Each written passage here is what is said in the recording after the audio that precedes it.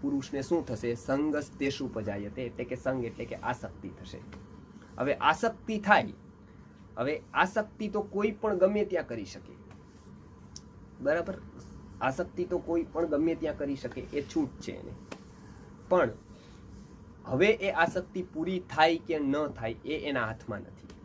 એટલે આસક્તિ વધારતો વધારતો વધારતો એવું થાય તો સંગાત સંજાયતે કામઃ, એટલે એમાંથી શું થાય તો કે કામ એટલે અહીંયા તીવ્ર ઈચ્છાના રૂપમાં કીધેલો શબ્દ છે. કામના ઘણા અર્થો સંસ્કૃત ભાષામાં છે.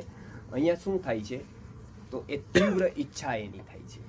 જો આસક્તિ વધતી જાય તો એની તીવ્ર ઈચ્છા મેળવવાની થાય, હોવાની, એની સ્વામિત્વના ભાવની થાય કે આ મારું હોવું જોઈએ એમ ટૂંકમાં.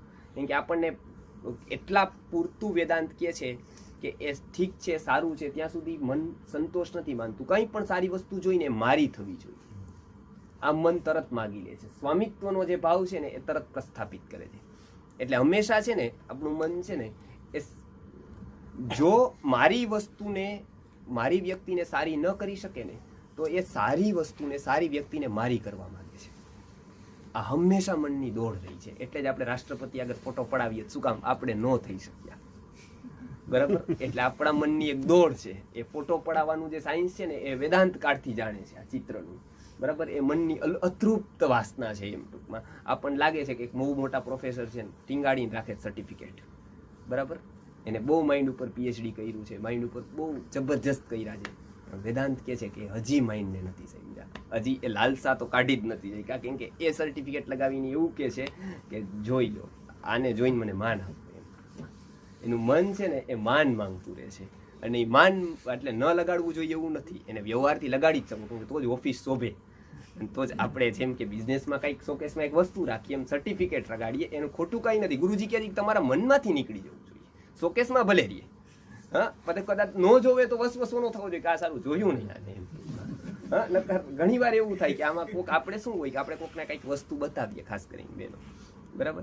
એટલે એ બતાવે ને તો એને એવું ન હોય કે આને બતાવી છે અને આ જોઈને પાછું સરનામું પૂછીને લઈ લે એમ. એટલે એને માર્કેટિંગનો જરા પણ ભાવ ન હોય. એને ઉલટાને એવી પ્રાર્થના અંદરથી ચાલતી હોય આ તો ક્યારેય ન લઈ શકે તો સારું એમ, બરાબર? કેમ કે હંમેશા વસ્તુ મન છે ને એવું માગતું મારી પાસે હોય ને જે એ યુનિક હોવું જોઈએ. અને યુનિક ત્યાં સુધી છે જ્યાં સુધી બીજા પાસે નથી.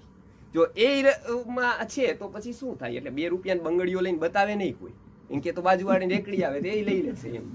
પણ જો આપણે યુરોપ જાય અને ત્યાંથી કંઈક લઈ આવીએ અને એ જેવો રસ આપણને ઉત્પન્ન કરે બતાવવામાં, કેમ કે એ તો જઈ નથી અગવાનો, આપણને ખબર છે. હવે તેને ભવાંતર થવાના 5 6 હવે જન્મે તો વાત અલગ, બાકી જવાનો તો નથી. આવતા ભવે જન્મ થાય ત્યાં આ વખતે રહી જાય તો, બાકી હવે જઈ તો નહીં શકે. એટલે એ જે રસ ઉત્પન્ન કરે ને કે મારી પાસે આવ્યું એમ, એની પાસે નથી પાછું, એ બહુ કરે. આવા કેટલા રસો મન નિર્માણ કરે એમ. આપણને આવું સપને ન હોય કે આવું ઓકે, પણ ખાસ કરીને એવું હોય ને કે એવું થાય કે તો ખાસ કરીને બતાવે ને તો એને એવું ન હોય કે, પણ એને એવું હોય કે એ પૂછે એના વિશે, બરાબર? એટલે ઘણી વાર જઈને એવા લોકો પૂછતા ને કે આ જો અહીંયાથી આ પેલી ફલાણી જગ્યાએ હીરો લઈ એમ, ઠીક છે, સારું એમ.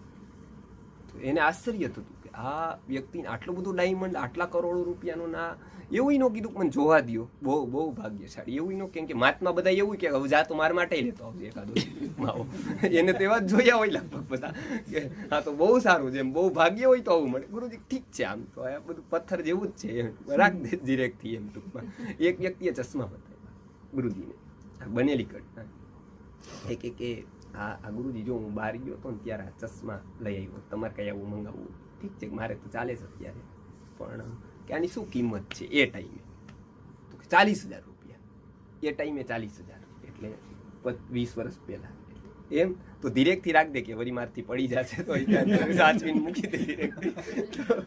જોવાય નથી ત્યાં સુધી તો ભાવ એવો હતો કે હું જોયું હોય જોયો, પણ 40,000 કીધા ને કે મૂકી દે, ખોટે ખોટું મારા હાથમાંથી પડી જાય, કંઈ નક્કી નથી રહેતું મારું વિષય ઉપર. તો એવી છે. એટલે હવે એની વાત આપણે લઈએ તો શું થાય છે તો કે કામ એટલે કે તીવ્ર ઈચ્છા ઉત્પન્ન થાય છે. હવે તીવ્ર ઈચ્છા એને કહેવાય કે એ ન મળે ને તો જીવન વ્યર્થ લાગે. સામાન્ય ઈચ્છા અને તીવ્ર ઈચ્છામાં વેદાંતે ફરક કર્યો છે. જો કોઈ પણ વસ્તુ ન મળે ને એટલે જીવન વ્યર્થ લાગે. આત્મહત્યા કરવા વાળાના મોટા ભાગના કારણોમાં છે ને આ એક મોટું કારણ છે, બરાબર? કોકે માનો કે ના પાડી દીધી, બરાબર? કોક એવી પ્રેયસીએ ના પાડી દીધી કે હું નહીં કરું લગ્ન. એટલે આને શું થશે ખબર છે કે હવે મારું બધું લૂંટાઈ ગયું, બરાબર. એટલે હવે મારા માટે જીવવાનું કંઈ રહ્યું જ નહીં, બરાબર. આ શું થયું? આ વાસ્તવમાં એ જોત તો એનું કાંઈ ફરક પડતો જ નહોતો. 10 વર્ષ પછી એને લાગત કે ભાઈ હું કેવો મૂર્ખ હતો, એમ આવો વિચાર કરતો હતો. તો એ પોતાની રીતે જોવે ને તો એને સમજાઈ જાય એવી વાત છે. પણ એ શું કરાવે ખબર છે કે અત્યારે તીવ્ર ઈચ્છા હોય ને ત્યારે મન હંમેશા એવું માગે કે આ નહીં મળે ને તો મારું જીવન વ્યર્થ છે એમ સાવ, પછી તારું જીવવા જેવું કંઈ રહ્યું જ નહીં એમ આપણામાં. એટલે હંમેશા એ તીવ્ર ઈચ્છા ઉત્પન્ન થાય, એને વેદાંતમાં કામ કે. એટલે એક એવું કીધું કે સંગ આસક્તિ વધતી જશે. એમ શું થશે? એમ આસક્તિ વધતા જ શું થશે તો કે કામ નિર્માણ થશે. તમને ઈચ્છા જ ખાલી નહીં રહે, એ તીવ્ર ઈચ્છા થશે, બરાબર. હવે તીવ્ર ઈચ્છા થાય તો ઈચ્છા કરવી આપણા હાથમાં હોય, તીવ્ર ઈચ્છા કરવી પણ આપણા હાથમાં હોય, પણ પૂરી થવી એક આપણા હાથમાં છે જ નહીં. કેમ કે ઈચ્છા વ્યક્તિથી નીકળે અને કાર્ય એની પૂર્તિ એ સમષ્ટિથી થાય. ઈચ્છા વ્યક્તિથી નીકળે, પૂર્તિ એની વ્યક્તિ ન કરી શકે. એટલે વેદાંતે ઈચ્છા પૂર્તિનું ન જણાવ્યું. એનું કારણ કે ઈચ્છા પૂર્તિ વ્યક્તિથી નથી, સમષ્ટિથી છે. બધા કારણો ભેગા થાય તો ઈચ્છા પૂરી થાય. ભગવાને કીધું ને કે અધિષ્ઠાનમ તથા કરતા કરણંચ પૃથક વિધમ વિવિધાશ્ચ પૃથક ચેષ્ટા દૈવમ ચૈવાત્ર પંચમમ. 5 ભેગા થાય તો આપણી ઈચ્છા પૂરી થાય. આપણે કરવું ઘણું, પણ માનો કે દૈવ જ નથી તો શું થાય? તો ન થાય. તો પુરુષાર્થ ઘણો બધો કરીએ, પણ 5મું કારણ જો ખૂટે એટલે પુરુષાર્થ ન કરવો જોઈએ એવું નથી. પુરુષાર્થ પૂરો કરવાનો, પણ પુરુષાર્થ કરીને થશે જ એવું ન થાય. કેમ કે એ સમષ્ટિથી નીકળવા વાળી વાત ઘણી બધી છે. એટલે ન થાય તો શું થાય તો કે ઈચ્છા પૂર્તિ થાય જ એવું ન કહી શકાય. એટલે તીવ્ર ઈચ્છા થાય અને જો એ પૂરી ન થાય તો શું થાય? તો હવે કે છે કે કામાત ક્રોધો ભીજાય. અહીંયા અર્થ એવો કરેલો છે કે કામ અપૂર્તિ થાય તો શું થાય તો ક્રોધમાં પરિણમે, તો એને ક્રોધ આવે. એટલે આપણે જ્યાં જ્યાં પણ ક્રોધના નિમિત્તો જોઈએ તો એ શું થાય કે એ હંમેશા કામમાં બ્રેક લાગેલી હોય તો જ ક્રોધ થયો હોય. ઈચ્છા પૂરી એટલે કલ્પવૃક્ષની નીચે કોઈ બેસે તો એને ક્રોધ ન આવે. કેમ કે એ વિચારે કે મીઠાઈ આવે તો મીઠાઈ આવી જાય, એમ વિચારે કામ થઈ જાય તો એમ થઈ જાય, પેલું થઈ જાય તો એ થઈ જાય, બરાબર. એ જે ઈચ્છા હોય એ કલ્પવૃક્ષની નીચે પૂરી થાય તો ક્રોધ આવવો બહુ અસંભવિત બની જાય. પણ વ્યવહારમાં એવું થાય નહીં. કેમ કે કલ્પવૃક્ષ ભાઈ સાચું છે ખોટું ક્યાં હશે કે નહીં એ પ્રશ્ન જ છે ને. આજ તો આપણા માટે વાર્તાનો જ વિષય છે, પણ એ ક્યારેક હતું કે નહોતું કે એ પ્રશ્ન છે. કેમ કે વેદાંત તો એવું માને છે કે એમાં કર્મની વ્યવસ્થા તૂટવાનો સંભવ રહે જો કલ્પવૃક્ષ અહીંયા આવે તો એ એક બહુ મોટી વાત કે ત્યાં સંભવ ન રહે. પણ કામનાની જ્યાં તૂટે ધારા, તીવ્ર ઈચ્છા થાય અને જો ફળ ન મળે તો શું થાય તો મન છે ને એ ક્રોધ ઉત્પન્ન કરે, એ ક્રોધ ઉત્પન્ન કરી શકે. એટલે ક્રોધનું બહુ મોટું વિજ્ઞાનમાં એક તો કામનાની જો ધારા તૂટે, તીવ્ર ઈચ્છા થાય એટલે શું કરે વેદાંત કહે છે કે ઈચ્છા જ મંદ કરી નાખો તો ક્રોધ ના આવે. હા, ઈચ્છા તીવ્ર થાય તો જ ક્રોધ આવે. જો ઈચ્છા તીવ્ર થઈને પૂરી ન થાય તો શું થાય તો ક્રોધમાં પરિણમે. હવે એ પેલી સીડી અહીંયા આ એક શ્લોકમાં પૂરી કરી કે કામાત ક્રોધો ભીજાય.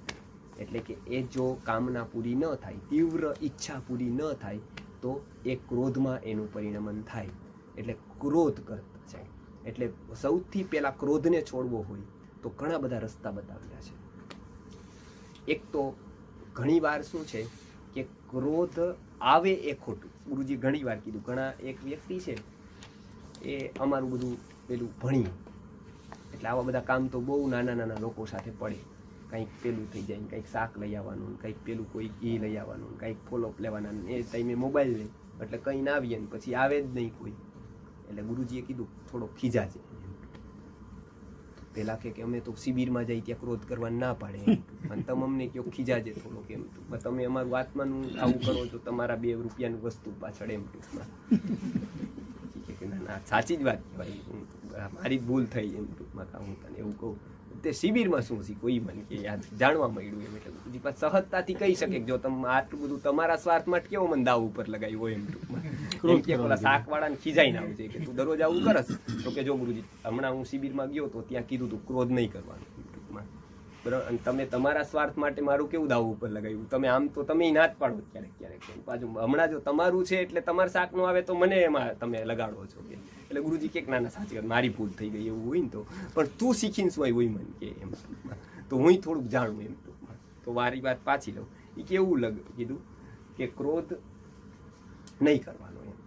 તો કે હું એવું જ કહું છું કે ક્રોધ અહીં, પણ એની વિશેષ અર્થ શું એમ ટૂંકમાં, એને કંઈ બીજું કીધું ડિટેલ, અને સાચન તે પાડી લીધું ને જીવનમાં એમ ટૂંકમાં. કાલ સવાર તો હું જોવા આવીશ તારી ઘરે ટૂંકમાં, બરાબર ને. આ વાત જો બધા જ એંગલ ઉપર તારી સત્ય હોય ટૂંકમાં, તો હું 100% માનું મેં કીધેલી વાત નહીં. ત્યારે કે તમે શું કહો તેમાં? તો ગુરુજી કહે છે કે તું ક્રોધ કર ને, એમાં જરાય ગલતી નહીં. ક્રોધ તને આવે ને તો જ ગલતી. જો ક્રોધ તને આવે તો માનવાનું કે ક્રોધે તારી ઉપર સવારી કરી, અને ક્રોધ તું કરે તો માનવાનું તે ક્રોધ ઉપર સવારી કરી. એટલે ક્રોધને તું વાપરી ચોક્કસ શકે એમ ટૂંકમાં, બરાબર. તું 100% બહારથી ક્રોધિત દેખાય એમ ટૂંકમાં. વિશ્વામિત્ર જે વશિષ્ઠ છે એ 100% બહારથી ક્રોધિત જ દેખાય, પણ અંદરથી એને કઈ ફરક ન પડ્યો એને થાય તો કાં તો ઉપયોગ કરવો જ પડે, નહીંતર કઈ બધાને તો શિષ્યનું અનુશાસન કરવું હોય તો શું કરવું પડે? એવું તો કરવું જ પડે કે એને ખીજાવવું જ પડે. તો ખીજાઈ જાય એટલે ક્રોધ થાય. તો હા, પણ એ જો વ્યક્તિએ જાણવો જોઈએ કે ક્રોધ આવ્યો છે કે કરેલો છે.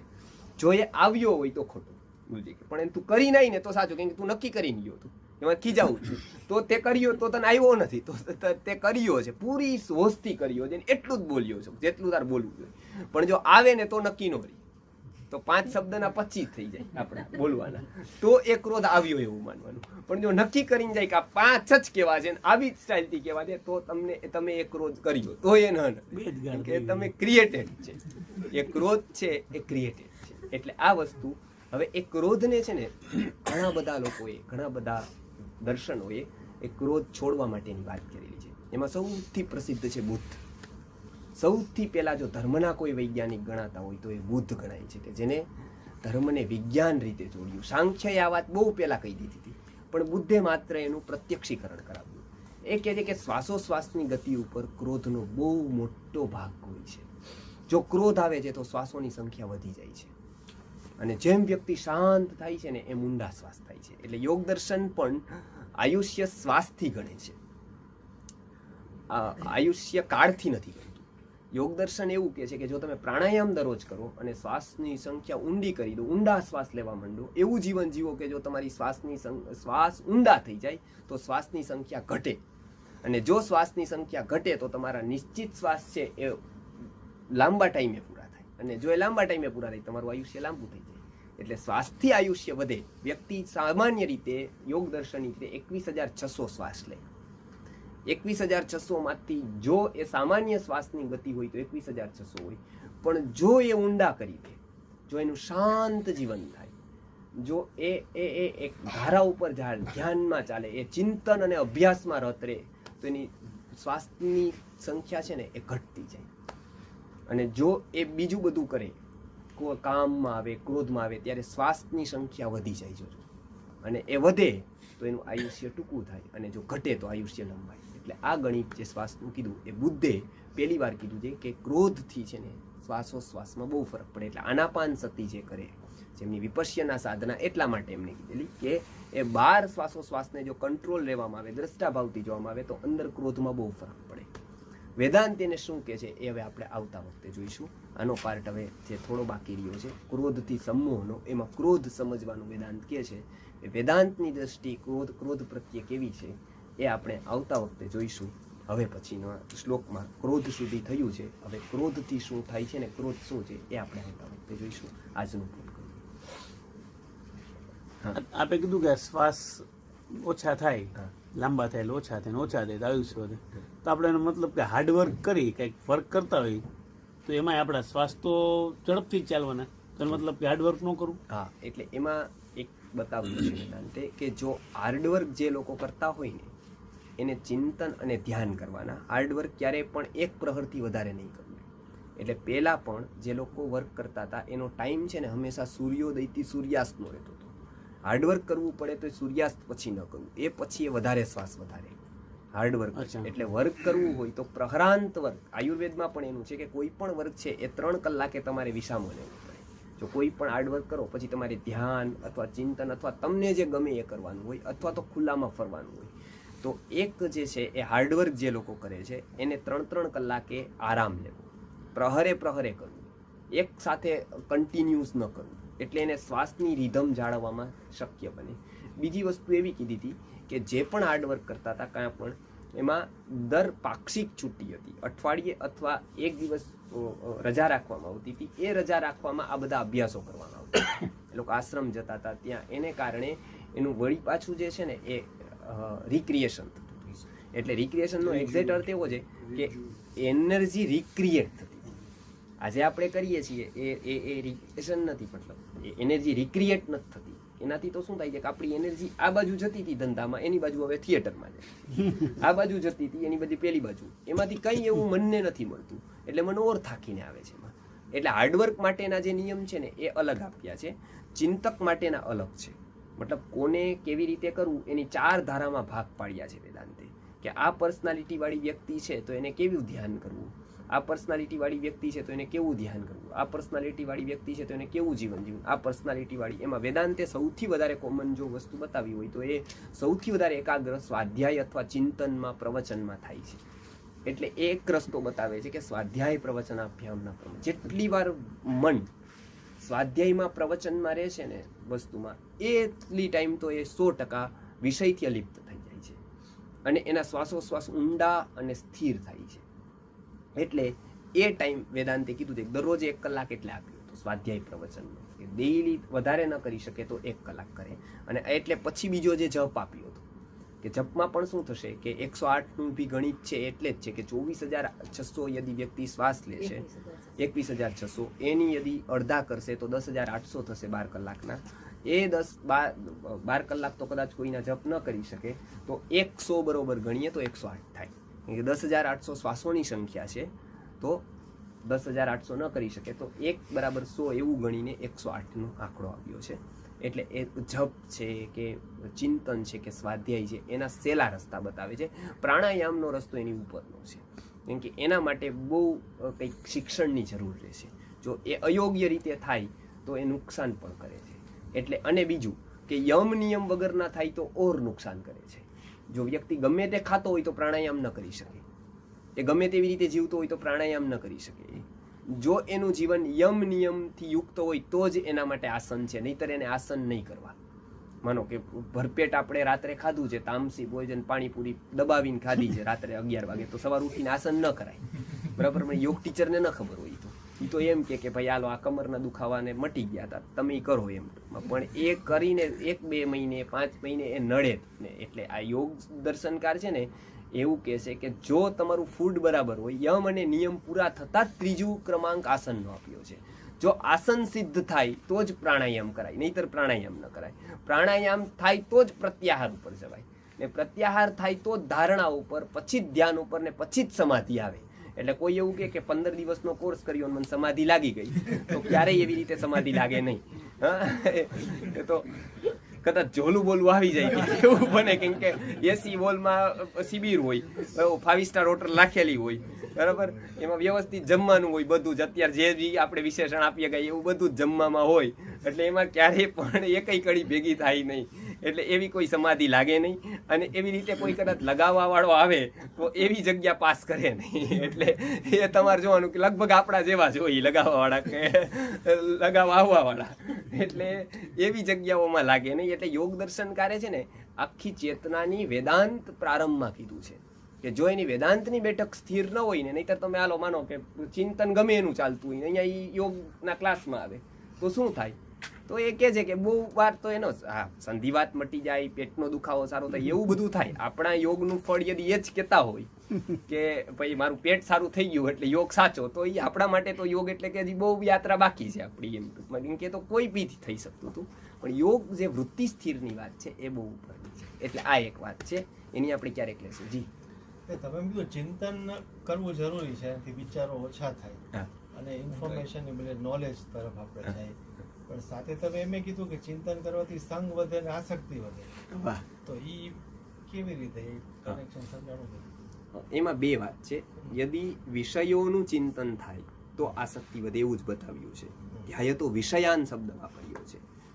સારી વસ્તુને હંમેશા વિષય નથી કીધો.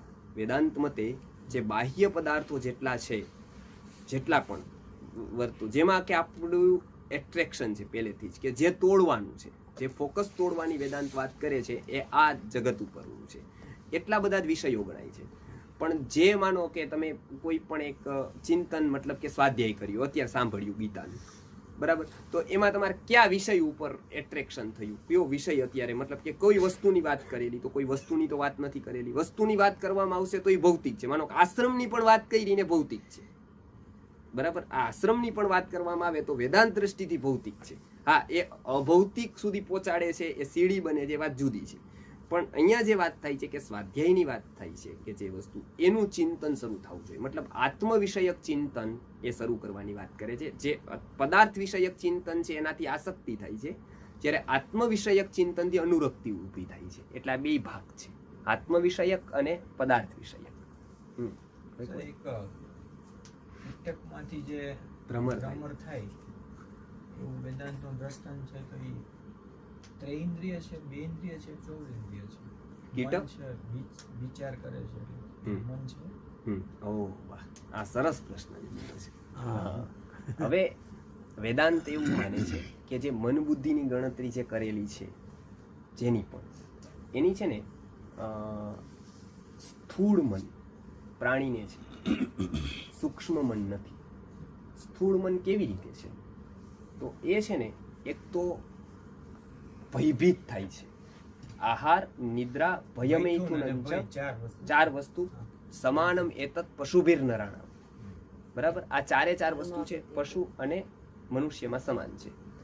સ્થૂળ મન છે ને એમાંથી સ્થૂળ મન છે ને એ ભય ઉત્પન્ન કરે છે, અથવા તો ટૂંક સમયનું આકર્ષણ ઉત્પન્ન કરે છે. બરાબર, આ બે વસ્તુ વેદાંતે કીધી છે કે યા તો એ ટૂંક સમયનું આકર્ષણ ઉત્પન્ન કરશે, યા તો ભય ઉત્પન્ન કરશે. ભ્રમરને જે ઉત્પન્ન થાય છે, મતલબ ઈયળને જે ઉત્પન્ન થાય છે એ શું થાય છે, ભય ઉત્પન્ન થાય છે. એટલે તમે ગાયને માનો કે ગાય પાસે માનો મન નથી આવતું, કેમ કે એ તો પ્રાણી જગતમાં આવે, સૂક્ષ્મ મન એની પાસે નથી. છતાં ભેંસને જ કરવાનો, ભેંસને મન નથી, પણ ભેંસને ઉપર તમે આમ લાકડી લઈને ઉભા રહેશો ને એટલે આવશે નહીં તમારી પાસે, અને ચારો લઈને ઉભા રહેશો તો આવશે તમારી પાસે. એટલે એનું મન એટલું તો વિચારે છે, એટલું સ્થૂળ મન છે. પંચેન્દ્રિય હોય, હા, મનની કોટી તો છે ને પંચેન્દ્રિય પછી શરૂ થાય છે. મતલબ એકેન્દ્રિય, બે ઇન્દ્રિય, ત્રણ ઇન્દ્રિય, ચાર ઇન્દ્રિય, પાંચ ઇન્દ્રિય અને છઠ્ઠું મન છે. બરાબર, તો પંચેન્દ્રિય હોય કે ચાર ઇન્દ્રિય હોય કે ત્રણ ઇન્દ્રિય હોય, મનની કોટી પછી જ શરૂ થાય છે. એ ક્યાં મનની? સૂક્ષ્મ મનની. સ્થૂળ મન તો અહીંયાથી લઈને બધાને જ છે.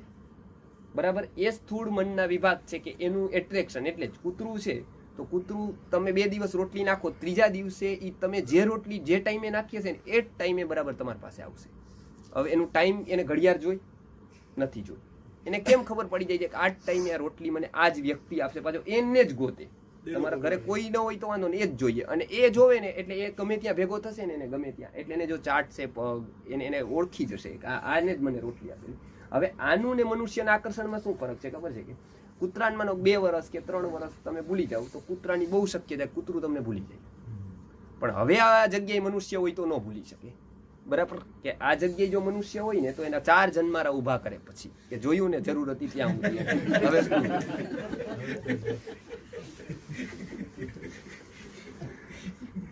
સ્થૂળ મન જે છે ને એ શોર્ટ ટર્મ નું આકર્ષણ ઊભું કરે છે. એટલે ગાયને જો વાછડાને, હવે ગાય વાછડી કેવો પ્રેમ હોય એમ ટૂંકમાં, બરાબર, એ કેવી ચાટે ને એમ, એના માટે તો કોક લઈ જાય તો એ સિંહની સામે થઈ જાય. બરાબર, એવો પ્રેમ હોય એને, પોતાનું જાન દાવ ઉપર લગાવી દે પશુ.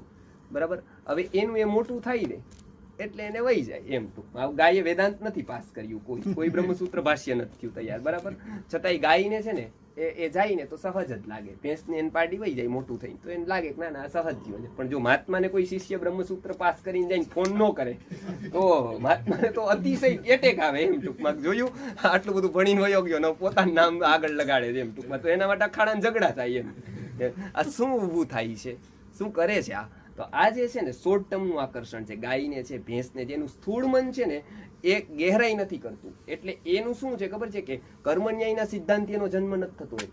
એટલે એનો જન્મ ઇવોલ્યુશનથી છે. એટલે એની આસક્તિ ગહેરી ન હોય ક્યારે પણ. એટલે ગાય આ જગ્યાએ મરીને આ જ જગ્યાએ આવે એવી બહુ ઓછી શક્યતા હોય. કૂતરું અહીંયા જ મરીને અહીંયા આવે એવી રેર શક્યતા, ક્યારેય ન બને એવું કે એકનું એક કૂતરું એક જગ્યાએ મરીને. પણ મનુષ્યમાં મોટે ભાગે શક્યતા રહે કે એક જગ્યાએ મરીને એની એ જગ્યાએ પાછો આવે. જેટલી ગહેરી આસક્તિ વ્યક્તિ ઊભી કરે ને એટલી એક પણ જીવજંતુ ન ઊભી કરે. કેમ કે મનુષ્યનું જે છે ને સૂક્ષ્મ મનથી લાગે એને, એનું જે એમ છે ને એટલે જ મોટે ભાગે આસક્તિ મનુષ્ય ઉત્પન્ન કરે. એટલે જ એક જ અનુરક્તિની કોટીમાં જઈ શકે. કે આસક્તિ જો એટલી પકડી શકે એનું મન, તો અનુરક્ત પણ એટલું જ થઈ શકે. એ મન એવું અનુરક્ત થાય કે કદાચ એક ટાઈમ એનો જીવ હતો અને એક ટાઈમે કદાચ એના માટે કાંઈ નથી. એવું અનુરક્ત પાછું પશુ ન થઈ શકે, કેમ કે પશુમાં એ કેટેગરી જ નથી આસક્ત થવાની. એટલે તમે એમ કહો કે આ કૂતરું અહીંથી નીકળે ને જોવે નહીં મારા સામે, કૂતરાને એવું ન થાય. કૂતરાને થઈ શકે, પણ આ મનુષ્યમાં જો ઘટિત થાય એવી વૈરક્તિ, તો મનુષ્યમાં એવું થઈ શકે કે એક ટાઈમ એનું જીવન હતું અને એક ટાઈમ અત્યારે કાંઈ ન હોય એને, એવું મનુષ્યમાં ઘટિત થઈ શકે. એટલે આજે કોટી આપેલી ને એ એકેન્દ્રિય, બેન્દ્રિય, તેન્દ્રિય, ચર્વેન્દ્રિય, પંચેન્દ્રિય. પંચેન્દ્રિય સુધી મન છે પણ એ સ્થૂળ છે. સૂક્ષ્મ મનની કોટી પછી શરૂ થાય છે. પંચેન્દ્રિય પછી અને